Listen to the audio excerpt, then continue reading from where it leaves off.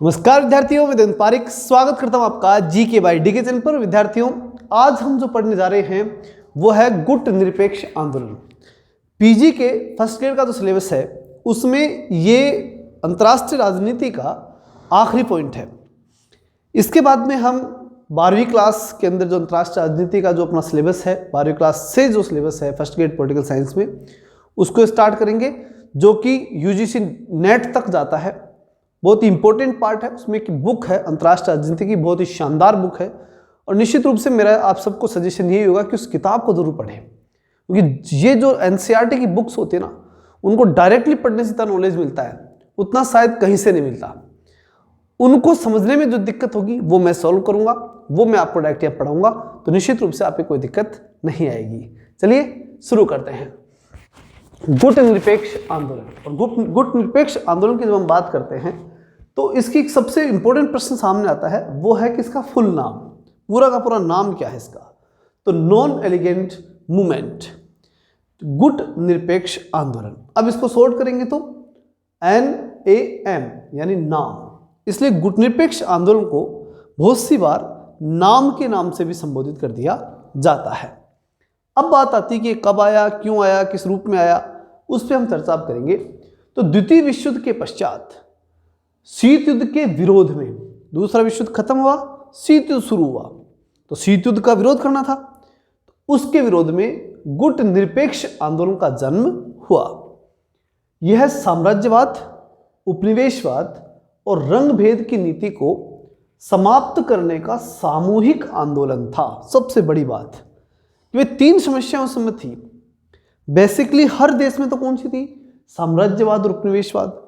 लेकिन जो अफ्रीकी देश थे वहां एक समस्या और भी थी, कौन सी? रंग भेद की नीति। तो इन तीनों के खिलाफ जितने भी देश आने वाले थे उन सबको इकट्ठा किया गया और एक आंदोलन का रूप दिया गया कि हम इन तीन समस्याओं को मिटाने के लिए एक होंगे। तो इन तीनों को समाप्त करने के लिए सामूहिक रूप से यह आंदोलन शुरू होता है। अब बात आती है इसका जो मुख्य उद्देश्य है वो क्या था। इसका मुख्य उद्देश्य है वो है नवोदित राष्ट्रों की स्वतंत्रता की रक्षा करना। मतलब जो मेन टारगेट था ना इनका, वो ये था कि जितने भी नवोदित राष्ट्र हैं, जैसे भारत जैसे नवोदित राष्ट्र, उन सब राष्ट्रों को क्या करना है? स्वतंत्रता तो करवानी है ही है, स्वतंत्र तो करवाना ही है, साथ ही साथ जो स्वतंत्र हो चुके उनकी स्वतंत्रता की रक्षा करनी है। क्योंकि ज्यादातर गुट निरपेक्ष राष्ट्र वही थे जो आजाद हुए थे नए नए, तो नवोदित थे वो, तो उनके लिए स्वतंत्रता बड़ी चीज थी। तो स्वतंत्रता की रक्षा को बनाए रखना ये मेन टारगेट था, तथा युद्ध की संभावनाओं को रोकना कि वापस से, क्योंकि दूसरा विश्व युद्ध हो चुका था, तो शीत युद्ध के चक्कर में तीसरा विश्व युद्ध न हो जाए। तो दो टारगेट थे इनके। उद्देश्य क्या थे इनके? मुख्य रूप से दो। क्या कि एक तो भैया हम नए नए आजाद हुए हैं, कल को कोई दूसरा आकर के फिर से हमें गुलाम न बना ले, और दूसरा ये कि पूरी दुनिया में तीसरा विश्व युद्ध न छिड़ जाए। इन दो बातों को लेकर के और इन्होंने काम करना शुरू किया था। गुट निरपेक्षता का संबंध विदेश नीति से है, ये तो तय है, स्पष्ट दिखाई दे रहा है। ये तीसरी दुनिया की सामूहिक आवाज है, और ये बात पे आपको अच्छी तरह समझ में आ ही चुकी होगी कि ये तीसरी दुनिया की सामूहिक आवाज थी, एक साथ मिली हुई आवाज। क्योंकि निश्चित रूप से दो गुट तो थे ही पहले से बने हुए, एक दुनिया अमेरिका वाली, दूसरी दुनिया रूस वाली, और तीसरी दुनिया नवोदित राष्ट्र।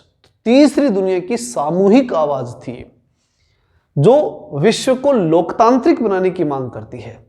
अब उन तीसरी दुनिया के देशों का एक बड़ी मांग क्या थी कि भाई अगर मान लो, अगर हम रूस की तरफ चले गए तो हमें पूरी दुनिया में यह कहा जाएगा कि ये तो रूस वाले हैं, और अगर अमेरिका की तरफ चले गए तो क्या कहेंगे? दुनिया ये कहेगी कि अमेरिका वाले हैं।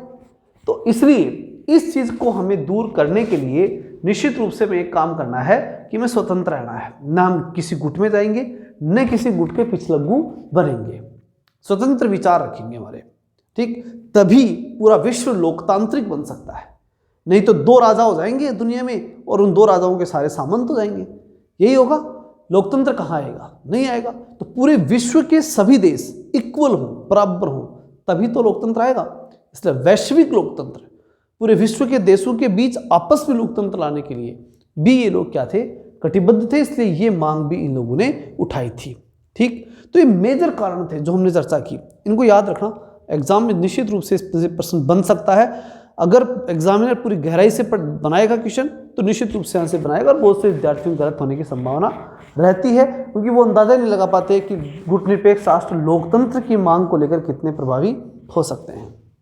अब बात आती है कि जो गुटनिरपेक्षता है उसका मूल रूप से आशय क्या था, सही अर्थ क्या था, और उस पर किस प्रकार से अलग अलग विचारकों के विचार भी सामने आए। तो गुटनिरपेक्षता का जो आशय है वो है स्वतंत्र तथा स्वायत्त विदेश नीति, यानी ऐसी विदेश नीति जो किसी गुट के साथ नहीं है, स्वतंत्र है, हर देश अपने आप में पावरफुल है, ठीक, ये विदेश नीति। उस विदेश नीति का निर्माण जो है वो विश्व को शांतिपूर्ण बनाने का आंदोलन तथा विश्व को गुटों से मुक्त करने का आंदोलन है। यानी ये विदेश नीति क्यों अपना रहे वो, स्वतंत्र और स्वायत्त विदेश नीति अपनाने का कारण क्या है, तो दो कारण है। क्या कि विश्व को शांतिपूर्ण बनाना है और दूसरा विश्व को गुटों से मुक्त करना है। तो इस बात को लेकर के इन लोगों ने आंदोलन का रूप दिया था। यह तटस्थ था और अलगाववाद से भिन्न, कि कोई ये कह दे कि गुटनिरपेक्ष राष्ट्र क्या है कि भाई किसी गुट से जुड़े हुए तो है नहीं, तो फिर तटस्थ है या फिर अलगाववादी है, नहीं, उनको पूरी दुनिया से अलगाव नहीं है। पूरी दुनिया में जो घटनाएं होंगी उन घटनाओं से लगाव रहेगा और वो उससे अलग भी नहीं रह सकते, तटस्थ भी नहीं रह सकते। पूरे विश्व में जो घटनाएं होंगी उससे जुड़ेंगे जरूर। जैसे अगर आपने देखा हो कि जो गाजा पट्टी इजराइल वाला जो विवाद अभी थोड़े दिन पहले चला था, तो पहले हम भारत ने जो है समर्थन किया इजराइल का, कर दिया। उसके बाद में एक घटना हुई, वहां हॉस्पिटल के साथ बम ब्लास्ट की घटना हुई। अब वो मानवीय रूप में गलत थी, तो उसका फिर भारत ने विरोध भी किया। मतलब उस घटना का, जो कि इजराइल के विपक्ष की घटना थी, यानी कि ऐसा कहा गया था कि इजराइल ने बम ब्लास्ट करवाया है, तो वहां भारत ने उसकी आलोचना की। तो कहने का मतलब क्या है कि भारत अपनी विदेश नीति को स्वतंत्र रखना चाहता है, किसी के दबाव में कुछ नहीं बोलेगा। तो ऐसे ही गुटनिरपेक्ष राष्ट्रों ने सबने मिलकर के तय किया था कि हम जो कुछ करेंगे वो स्वतंत्र रूप में करेंगे और स्वतंत्र रूप में हमारे निर्णय पूरे विश्व में रखे जाएंगे। ये उनकी सोच थी। तो ये कह देना कि वो तटस्थ थे, नहीं, दुनिया में घटनाएं होंगी तो उन घटनाओं पे बोलेंगे वो, तो ठीक है ना। तो गुटनिरपेक्ष राष्ट्र तटस्थ या अलगाववाद से भिन्न है, यानी वो न अलग तटस्थ हैं न वो अलगाववादी हैं, पूरी विश्व से संबंध वो रखते हैं। विश्व के प्रत्येक मुद्दे पर उसके गुण और अवगुण को आधार बना करके सक्रिय रूप से वो सहभागी रहते हैं और सक्रिय रूप से बोलते हैं पूरी दुनिया में। ये गुटनिरपेक्ष राष्ट्रों की महत्वपूर्ण भूमिका उस समय तय हो गई थी शुरू में ही, ठीक। नेक्स्ट चीज, तो यहां तक बात समझ में आई हमें क्या कि गुटनिरपेक्ष राष्ट्र है क्या। तो गुटनिरपेक्षता का मतलब है कि दोनों गुटों में से किसी गुट के पिछलग्गू नहीं बनेंगे, एक बात। दूसरी बात, उनकी स्वतंत्र और स्वायत्त विदेश नीति होगी। और स्वतंत्र और स्वायत्त का मतलब यह है कि वो दुनिया के मामलों पर बोलेंगे जरूर, लेकिन अपने हिसाब से बोलेंगे, किसी को पूछ करके नहीं बोलेंगे। ऐसा भी नहीं है कि पूरी दुनिया से कोई मतलब ही नहीं है, मतलब तो रखेंगे लेकिन अपने हिसाब से रखेंगे, स्वतंत्र होकर के अपनी विदेश नीति तय करेंगे, स्वतंत्र निर्णय देंगे, स्वतंत्र गुण और अवगुण को देख करके डिसीजन लेंगे, स्वतंत्र रूप से लेंगे, किसी अमेरिका या रूस के कहने पर नहीं लेंगे। सीधी सी बात यह है।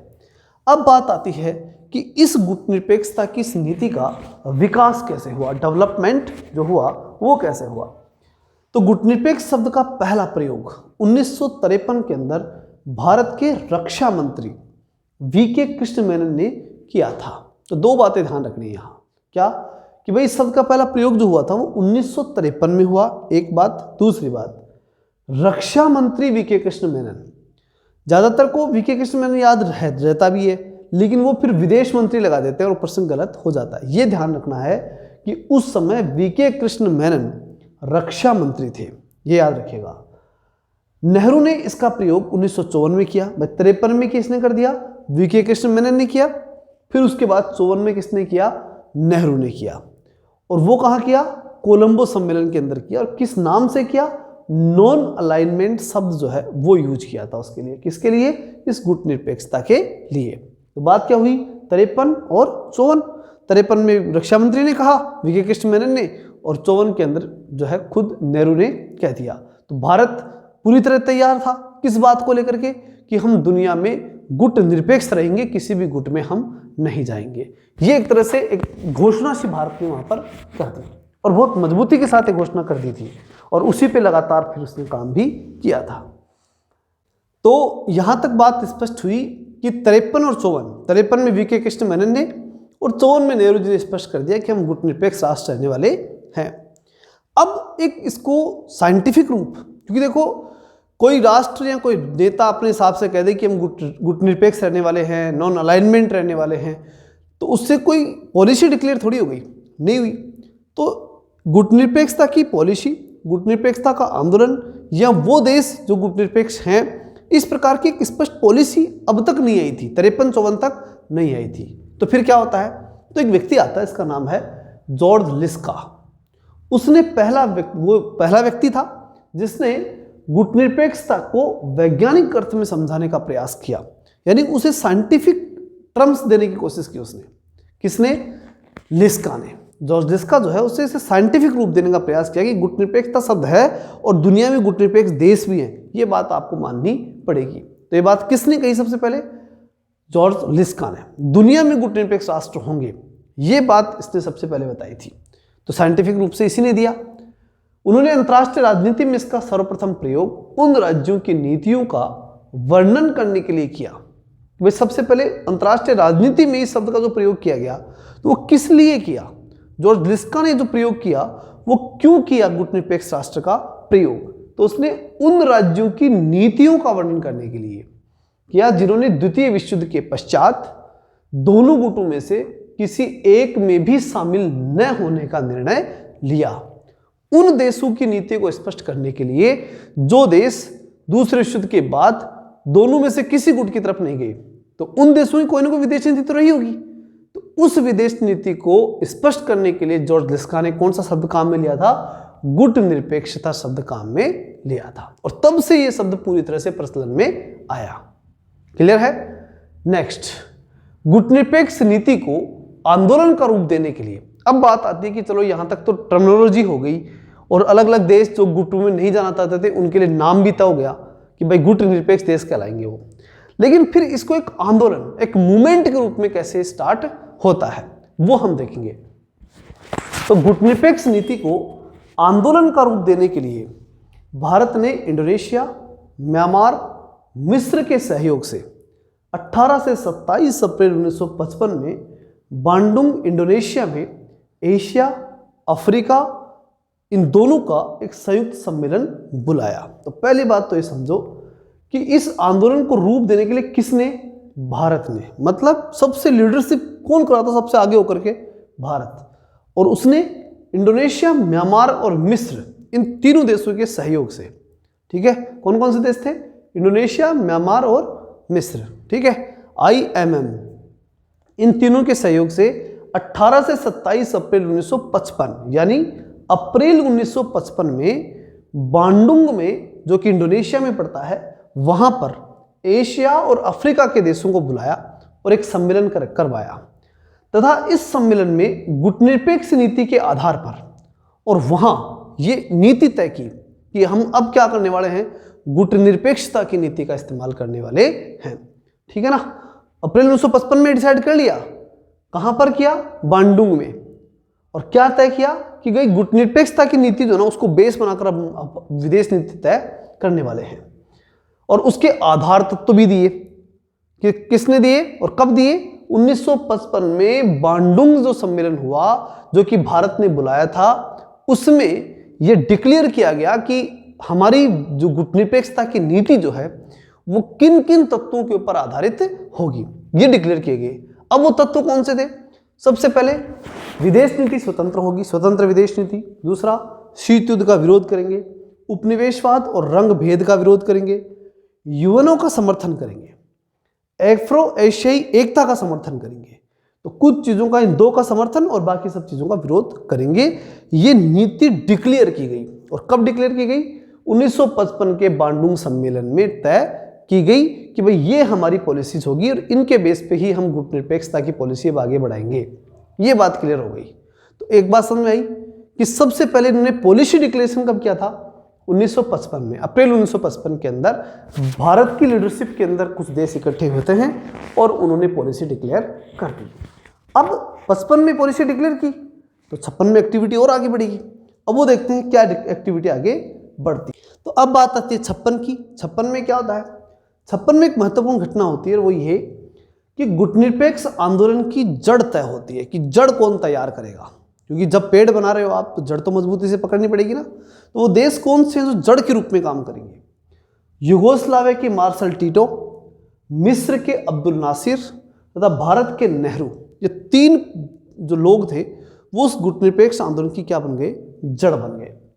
इन तीनों ने बांडुंग निर्णयों को क्रियान्वित करने के लिए 1956 में होयनी बेलग्रेड में, ये ध्यान रखना है क्या, 1956 के होयनी बेलग्रेड सम्मेलन, ठीक है। और इस सम्मेलन के अंदर ही ये तीनों देश शामिल हुए थे। कौन कौन से? 2 को याद रखना, तीसरा अपने आप याद रह जाएगा। भारत के नेहरू याद रह जाएंगे, ठीक है। मिस्र के नासिर याद रह जाएंगे। कैसे रहेंगे देखो बताता हूँ। ज़्यादा मिस्री खाओगे ना तो नाक से जो है खून आने लग जाता है, इसे नासिर बोलते हैं, नक्सीर ऐसे बोलते हैं। तो मिस्र के नासिर, भारत के नेहरू, 2 याद जाएंगे। तीसरा फिर रह जाएगा आराम से युगोस्लाविया का टीटो, ठीक है। तो ये तीनों आदमी जो थे ना वो हनोई बेलग्रेड के अंदर बैठते हैं और वहां तय करते हैं ये क्या, किस बात को तय करते हैं? बांडुंग सिद्धांतों को। यानी कि जो बांडुंग के अंदर डिक्लेरेशन हुआ है 55 के अंदर, उस डिक्लेरेशन को उन्होंने पॉलिसी बना दी और एक थ्योरी के रूप में डेवलप कर दिया, बांडुंग थ्योरी। बांडुंग थ्योरी बता करके और उसे स्थापित कर दिया कि भैया अब इसके इन 5-6 नियम जो हमने बांडुंग में डिसाइड किए थे, उन नियमों पर ही गुटनिरपेक्ष आंदोलन आगे बढ़ेगा। तो पहले बांडुंग में डिक्लेरेशन होता है और बांडुंग में डिक्लेरेशन होने के बाद में बेलग्रेड में, ठीक है ना, ये दोनों शब्द याद रखना, बांडुंग और बेलग्रेड, ठीक। पहले बा और फिर बे, ठीक है। तो बांडुंग सम्मेलन पहले हुआ जहां पर सिद्धांत जो कुछ पॉलिसी दी गई थी और फिर उन पॉलिसीज को बेलग्रेड के अंदर एक बांडुंग सिद्धांत, बांडुंग थ्योरी के रूप में परमानेंट कर दिया गया। आगे बात आती है कि उनका सपोर्ट करने वाला भी तो होना चाहिए। ये लोग कह तो रहे लेकिन इनका सपोर्टर कौन? तो फिर इंडोनेशिया के सुकर्नो और घाना के वाने एनक्रुमा, ये दोनों, ठीक है, इंडोनेशिया का सुकर्नो और घाना का वाने एनक्रुमा, इन दोनों ने इसका जोरदार समर्थन किया और ये सारे के सारे 5 नेता जो हैं वो गुटनिरपेक्ष आंदोलन के संस्थापक कहलाए, मजबूत संस्थापक के लोग कहलाते हैं। तो इस प्रकार स्थापना हुई किसकी? गुटनिरपेक्ष आंदोलन की, ठीक है। तो बांडुंग और बेलग्रेड ये दोनों सम्मेलन बड़े इंपॉर्टेंट है, ठीक। बांडुंग सम्मेलन में कुछ पॉलिसीज तय हुई और बेलग्रेड के अंदर उन बांडुंग जो पॉलिसीज थी उन पॉलिसीज को सिद्धांत के रूप में यहाँ पे बना दिया गया। और किसके द्वारा बनाया गया ये बात आपको मैंने समझाई थी। नेक्स्ट बात आती है 1961 की, ये भी बड़ा इंपॉर्टेंट है क्योंकि देखो 56 से लेकर 61 तक ये पॉलिसी लेकर के भाई ये जो सिद्धांत बनाए उन्होंने, प्रिंसिपल्स तय किए उन्होंने, बांडुंग प्रिंसिपल्स, इनको लेकर पूरी पब्लिक में जाएंगे नहीं जाएंगे? जाएंगे। अलग अलग देशों में जो भी गुटनिरपेक्ष देश बन सकते थे, जो भी नवोदित राष्ट्र थे, उन सब के पास ये पॉलिसी लेके गए। कौन सी? Bandung policy. और ले जा करके और वहाँ बताया लोगों को कि भाई देखो ये है और ऐसे अगर आप इन बातों पे सहमत हो तो हमारे साथ आइए और हम एक गुटनिरपेक्ष आंदोलन चलाएंगे। होगा ना ऐसा? तो वो दुनिया के कई देशों के पास ये पॉलिसी भेजते हैं। और फिर उसके बाद में 61 में, 56 से 61 के बीच में यही काम किया उन्होंने। और 61 के अंदर उन्होंने पहला सम्मेलन बुलाया फिर, ठीक है, पहला सम्मेलन। तो कितने देश शामिल हुए भाई चेक करते हैं। तो सम्मेलन बुलाया कहाँ? बेलग्रेड में, क्योंकि मेन काम भी कहाँ कर रहे थे? बेलग्रेड में, ठीक है। बस एक बांडुंग में तो उनकी जो पॉलिसी थी वही डिसाइड हुई थी, बाकी सारे काम कहाँ हुए? बेलग्रेड में। तो अब की बार सम्मेलन भी कहाँ बुलाया? बेलग्रेड में 61 में। इसके अंतर्गत सदस्यों की संख्या तय की गई कितनी? 25 संख्या तय कर दी गई। उस समय 25 बन गए फिक्स कि हाँ भाई हम सब तैयार हैं। 25 तो मतलब 100% तैयार हो गए कि हम सब तैयार है, हम इन पॉलिसीज पे को एक्सेप्ट करेंगे। अच्छा, उनको एक्सेप्ट करते करते वर्तमान में कितने हो गए? 120 तो सदस्य हो गए और 17 पर्यवेक्षक देश जो है, यानी उनको देखने के लिए 17 देश आते हैं। तो ये फैक्ट भी इसके साथ साथ ही आप याद रख लीजिएगा कि उस समय 25 देश थे 61 में, उसके बाद 120 हो गए वर्तमान में और 17 पर्यवेक्षक देश इसमें शामिल हैं। अब बात आती है कि 61 में उन्होंने पहला सम्मेलन जब बुलाया और 25 देश उनके पास आ भी गए, तो फिर बाकी देश भी इंटरेस्टेड तो होंगे ना। अब इंटरेस्टेड होंगे तो पूछेंगे कि भैया हमें क्या करना पड़ेगा आपके संगठन में आने के लिए। तो फिर ये 5 नियम तय कर लिए इन लोगों ने। किन्होंने? गुटनिरपेक्ष राष्ट्रों ने, कि भैया ये 5 चीजें कंप्लीट कर लो तब आ जाना हमारे पास, हम आपको गुटनिरपेक्ष आंदोलन का सदस्य बना देंगे। वो 5 चीजें कौन सी थी? पहली, स्वतंत्र और स्वायत्त विदेश नीति होनी चाहिए। यहाँ स्वास्थ्य लिखा गया लेकिन स्वायत्त है, आप भी समझते हैं, कोई इशू नहीं, स्वास्थ्य भी ठीक ही है, ठीक है ना, बात वही है, स्वस्थ विदेश नीति होनी चाहिए, अच्छी बात है। तो स्वतंत्रता, स्वायत्त विदेश नीति। दूसरी बात, उपनिवेशवाद और साम्राज्यवाद का विरोध, यानी आपकी विदेश नीति स्वतंत्र होनी चाहिए, आप किसी भी गुट के पिछलगू नहीं होनी चाहिए, पहली कंडीशन। सेकंड कंडीशन, उपनिवेशवाद और साम्राज्यवाद का विरोध आप करेंगे। तीसरी कंडीशन, आप किसी सैन्य संगठन, चाहे वो वारसा हो रूस का बनाया हुआ, चाहे वो नाटो हो अमेरिका द्वारा बनाया हुआ, किसी भी सैन्य गठबंधन के साथ आप नहीं जाएंगे। चौथा, सदस्य राष्ट्रों की भूमि पर विदेशी सैनिक अड्डे नहीं होना, कि आप किसी भी, चाहे वो रूस का हो चाहे अमेरिका का, किसी भी देश की सेना को सैनिक अड्डा आप अपने देश में नहीं बनाने देंगे। और सदस्य देशों का महाशक्तियों के साथ, कि जो भी सदस्य देश बनना चाहता है वो किसी भी महाशक्ति, चाहे वो अमेरिका हो चाहे वो रूस हो, उसके साथ सैन्य संधि नहीं कर सकता। बाकी संधियां कर लेगा, चाहे व्यापारिक हो और बाकी संधियां 1000 संधि होगी कर सकते हो, लेकिन सैनिक संधि नहीं चलेगी। ये 5 काम कर लो ना तो आप हमारे देश में, हमारे गुट में शामिल हो सकते हो। गुट तो नहीं बोलेंगे क्योंकि तो खुद गुट निरपेक्ष थे, लेकिन उस आंदोलन में शामिल हो सकते हो। ये 5 शर्तें गुट निरपेक्ष आंदोलन में शामिल होने की ये लगा दी गुट निरपेक्ष देशों ने। क्लियर है ना, कि किसी को भी हमारे आंदोलन में शामिल होना है, ये 5 नीतियां पूरी करके आओ। अब उसके बाद, अब इसके समर्थन में भी कुछ लोग बोलेंगे और कुछ लोग इसके विरोध में बोलेंगे, ये भी तय बात थी। तो फिर क्या होता है कि मार्शल टीटो, जो इसके संस्थापकों में से एक थे, उन्होंने इसके समर्थन में एक बात कही, क्या? कि गुटनिरपेक्षता का आशय स्वतंत्र विकास का अधिकार है। यानी गुटनिरपेक्षता मतलब क्या है? स्वतंत्र विकास। अंतर्राष्ट्रीय मंचों पर समान रूप से भागीदारी करने की मांग है। यानी 2 बातें रख दी टीटो ने, कौन कौन सी? कि एक तो स्वतंत्र विकास यानी स्वतंत्र विदेश नीति हो गई। दूसरी बात कि जब हम अंतर्राष्ट्रीय मंचों पर जाकर बैठे ना, जैसे यूएनओ में बैठे जाकर के, और उस समय अमेरिका अगली इस सीट पे बैठा है और दूसरी सीट पे टीटो बैठा है, मान लो, ठीक है, अपने देश का प्रतिनिधित्व टीटो कर रहा है, तो वो ये कहना चाहता है टीटो कि हम जब पूरी दुनिया में जाकर के अंतर्राष्ट्रीय मंचों पे बैठेंगे ना, तो हमारे देश का बराबर का ही वो राष्ट्रपति माना जाएगा। ऐसा नहीं है कि हम वहां जाकर के बैठे और वो कह दे कि तो अमेरिका वाले हैं, ऐसा नहीं होगा। बराबर बात करेंगे हम, मतलब वो देश है चाहे कितना ताकतवर होगा, वो एक देश है, और हम भी एक देश है चाहे कितने कमजोर होंगे, बराबर देश के रूप में हम बातचीत करना पसंद करेंगे। इसलिए अंतर्राष्ट्रीय मंच जो है उनमें समान रूप से भागीदारी हमारी होनी चाहिए। ये इसलिए जो है हम गुटनिरपेक्ष आंदोलन को आगे बढ़ा रहे हैं। ये बात किसने कही? टीटो ने। तो 2 बातें हो गई ना टीटो की, कौन कौन सी? स्वतंत्र विकास और विश्व के मंचों पर समान भागीदारी। इन 2 बातों को लेकर के और टीटो ने इसका समर्थन किया, किसका? गुटनिरपेक्ष आंदोलन का। अगली बात नेक्स्ट जो आती है वो आती है पाश्चात्य विचारकों के अकॉर्डिंग। अब भाई सीधी बात है, आप गुटनिरपेक्ष राष्ट्र एक हो गए तो क्या वो पाश्चात्य विचारक चुप बैठेंगे? उनके तो बिल्कुल जची नहीं कहानी। तो क्या हो, तो दूसरी ओर जो पाश्चात्य विचारक थे, इसमें प्रमुख रूप से विचारक था वो था फोस्टर डसेल। उसके नहीं जची ये बात, और उसने क्या कहा कि शीत युद्ध के वैचारिक ध्रुवीकरण में या उसके युग में गुटनिरपेक्षता की संकल्पना निरर्थक है। किसने कही थी? फोस्टर डसेल ने। ये उस समय की राजनीति का प्रमुख व्यक्ति था, अंतर्राष्ट्रीय राजनीति में इसका अच्छा योगदान था, ठीक, अमेरिका की तरफ से विदेश नीति तय करता था फोस्टर डसेल। तो उस आदमी ने बात कही कि भाई तुम फालतू बात कर रहे हो, शीत युद्ध के अंदर पूरी दुनिया 2 भागों में बटी हुई है, एक साम्यवादी विचारधारा से, एक उदारवादी विचारधारा से, और तुम नई गाड़ी गा रहे हो, तो ये तो फालतू बात है, लेना देना कुछ भी नहीं है। कौन कह रहा है? फोस्टर डसेल। ये बात उसने ये बात कही, लेकिन जब ये बात उसने कही तो इंदिरा गांधी की नहीं जची। उसने कहा सुन मेरी बात, क्या? कि भाई गुटनिरपेक्ष आंदोलन ना, ये सबसे बड़ा मानवतावादी शांति आंदोलन है।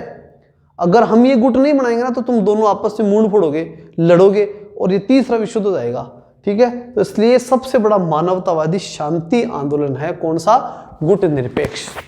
इसके कारण से विश्व में शांति बनी हुई है। ये बात किसने कही थी? इंदिरा गांधी ने। तो 3 विचारकों के विचार आपको ध्यान रखने हैं। कौन सा? टीटो ने कहा था कि हम विश्व में समान रहना चाहते हैं, इसलिए हमने गुट बनाया है, ये आंदोलन शुरू किया है।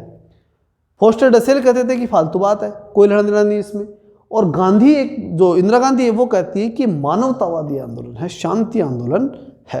अब आती हैं नाम की कुछ संस्थाएं, क्योंकि ये बात तो तय हो गई कि पूरी दुनिया के अंदर ये पूरी दुनिया ने बहसबाजी भी कर ली कि भाई गुटनिरपेक्ष आंदोलन जो है वो सही है गलत है, सब बातें हो गई।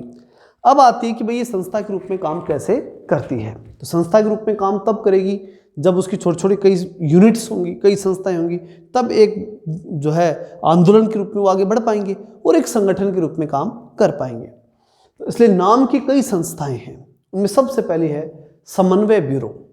वो समन्वय ब्यूरो क्या है उसको देखना। ये नाम की कार्यकारी भुजा है, एग्जीक्यूटिव पार्ट, यानी जो कुछ होगा वो इसी संस्था के द्वारा होगा। ठीक है, कार्यकारी संस्था आप जानते हो सब कुछ करने वाली संस्था होती है। इसका स्वरूप एक तैयारी समिति की भांति है, यानी कि अगर मान लो शिखर सम्मेलन भी हो रहा है ना, तो ये तैयारी करेंगे कौन? समन्वय ब्यूरो वाले लोग, जो गुटनिरपेक्ष देशों के शिखर सम्मेलन के लिए मसौदा तैयार करते हैं और यूएनओ और अन्य अंतर्राष्ट्रीय मंच जो हैं उन मंचों के ऊपर संयुक्त कार्यवाही और अगुवाई करते हैं। कौन करते हैं? ये समन्वय ब्यूरो सारी कार्रवाई संभालता है। गुटनिरपेक्ष देशों के निरंतर विचार विमर्श करने तथा कार्यों में समन्वय स्थापित करने, कि भाई मान लो गुटनिरपेक्ष देश है, वो आपस में बातचीत कर रहे हैं, तो बातचीत कौन करवा के देगा? समन्वय ब्यूरो। और आपस में अगर लड़ाई दंगे हो गए और उनमें समन्वय स्थापित करना है तो भी कौन काम करेगा? समन्वय ब्यूरो। इसका काम ही समन्वय है। तो समन्वय ब्यूरो जो है वो आपस में देशों में क्या बैठाएगा? समन्वय स्थापित करने के लिए एक उपयोगी केंद्र बनेगा। तो दो बातें हो गई इसकी, जितने भी शिखर सम्मेलन है वो करवाएगा, अंतर्राष्ट्रीय दुनिया के और जो संगठन है वो कुछ पूछेंगे तो ये सारी बात बताएगा, और सभी देशों में आपस में समन्वय स्थापित करेगा। मतलब टोटली सारे कार्यकारी काम यही करेगी। कौन? समन्वय ब्यूरो। दूसरी बात, फिर बात आती है कि विदेश मंत्रियों का सम्मेलन, ये दूसरी यूनिट है इनकी, यानी संस्थाओं की बात करें तो दूसरी संस्था है। कौन सी? विदेश मंत्रियों का सम्मेलन। अब इसमें तो सीधा सा है कि विदेश मंत्री एक जगह बैठेंगे तो क्या बन जाएगा? विदेश मंत्रियों का सम्मेलन बन जाएगा। तो इसके अंतर्गत गुटनिरपेक्ष देशों के विदेश मंत्री भाग लेते हैं। इसमें कौन भाग लेते हैं? सभी देशों के विदेश मंत्री भाग लेते हैं। अब बात आती है कि विदेश मंत्रियों का जो मुख्य कार्य है, यानी विदेश मंत्री जब सब एक जगह बैठ करके ये एक संस्था बनी है तो करते क्या है ये विदेश मंत्री? तो इनका जो मेन कार्य है ना, वो मुख्य कार्य है सदस्यता प्राप्त करने के इच्छुक कोई भी राष्ट्र है, कोई भी देश है तो चाहता है कि भाई हम क्या बनना चाहते हैं? गुटनिरपेक्ष आंदोलन के सदस्य बनना चाहते हैं। तो अगर वो बनना चाहते हैं तो बात आती है कि भाई अपने एप्लीकेशन फॉर्म लेके आओ, तो आवेदन पत्र लाएंगे। अब उस पर विचार विमर्श करेंगे विदेश मंत्री कि भाई जो 5 पॉलिसीज हमने तय कर रखी हैं, क्या उन 5 पॉलिसी को ये पूरा कर रहे हैं क्या? तो ऐसे करके विचार विमर्श करेंगे और निर्णय लेंगे कि भाई इनको सदस्य बनाना है या नहीं बनाना। तथा नाम के शिखर सम्मेलन के लिए कार्यसूची तैयार करते हैं। ठीक है, शिखर सम्मेलन के लिए काम करना शुरू कर देते हैं। यह अंतर्राष्ट्रीय विषयों पर भी विचार विमर्श करता है। कौन करता है? जो विदेश मंत्रियों का जो सम्मेलन है, यानी जो संस्था बनी है, वो विदेश मंत्री जिन्हें बोल सकते हैं, वो अंतर्राष्ट्रीय विषय पर भी वो विचार करेंगे, क्योंकि सब के सब विदेश मामलों से जुड़ी हुई है। तो इसलिए जो है अंतर्राष्ट्रीय विषय जो भी बनेंगे उन पर विचार विमर्श वही लोग करेंगे, तथा गुटनिरपेक्षता के सिद्धांतों को व्यवहारिक रूप देने का प्रयास भी वो करते हैं। गुटनिरपेक्षता के जो सिद्धांत है उन्हें प्रैक्टिकल में कैसे लाया जाए, व्यवहारिक रूप कैसे दिया जाए, इसके लिए भी वो काम करते हैं और लगातार उन लोगों ने काम किया। फिर बात आती है तीसरी जो इंस्टीट्यूट है। भाई विदेश मंत्री क्या करते हैं? विदेश मंत्री 2 काम करते हैं।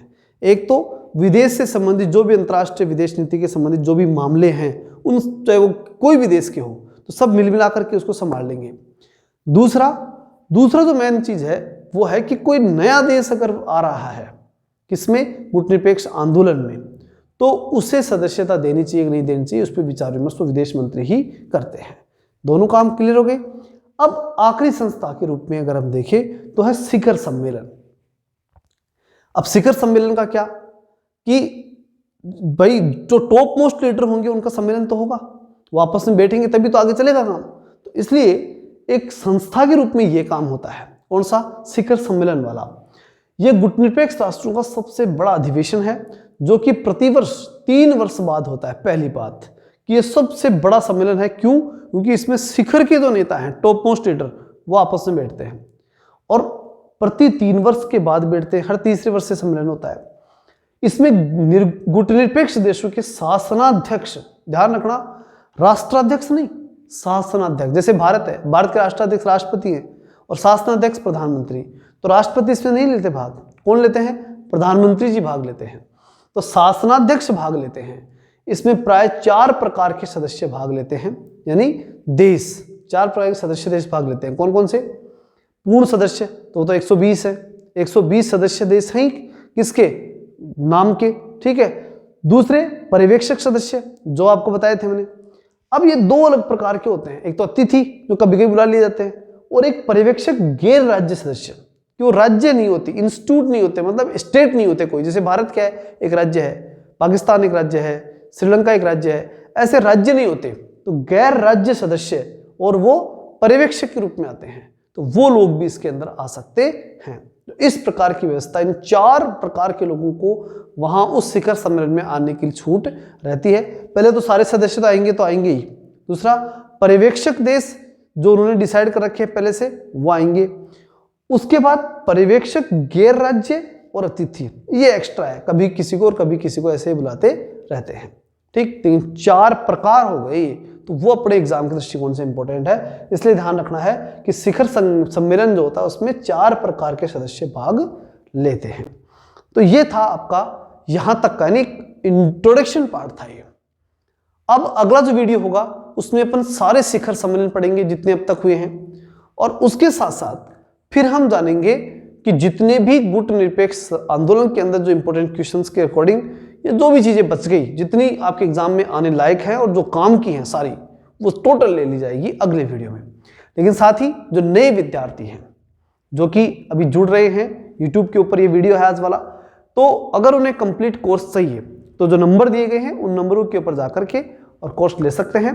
इस कोर्स के थ्रू आपको कंप्लीट कोर्स मिलेगा जिसमें आपको कंप्लीट वीडियोस, कंप्लीट नोट्स और प्रैक्टिस, जो कि यूट्यूब के माध्यम से तो अभी स्टार्ट कर ही दी है, जल्द ही ये प्रैक्टिस सेट जो है वो ऐप के माध्यम से स्टार्ट हो जाएंगे, ऐप के ऊपर चालू हो जाएंगे। तो ये सब चीजें आपको कॉम्बो के रूप में वहां मात्र 1499 रुपए, ठीक, 1500 रुपए में कोर्स, 3 महीने लाइब्रेरी जाना पड़ता है, और उतने से के अंदर आपका कंप्लीट जो एग्जाम लेगी तब तक का कंप्लीट कोर्स आ जाता है। तो मैं नहीं मानता कि बहुत ज़्यादा कोई पेमेंट वाला तो कोई इश्यू है ही नहीं सकता। अब आपकी नीयत है कि नहीं पढ़ने की, ये अलग विषय है, और अगर नहीं है नीयत तो निश्चित रूप से आपको नीयत बनानी चाहिए, और ये साधारण सा पेमेंट दे करके बहुत ही शानदार क्वालिटी आपको मिलने वाली है। इसको आप ज्वाइन करके और अपनी तैयारी को पूरी मजबूती दे सकते हैं। चलिए मिलते हैं नेक्स्ट वीडियो में, तब तक के लिए जय हिंद, जय भारत।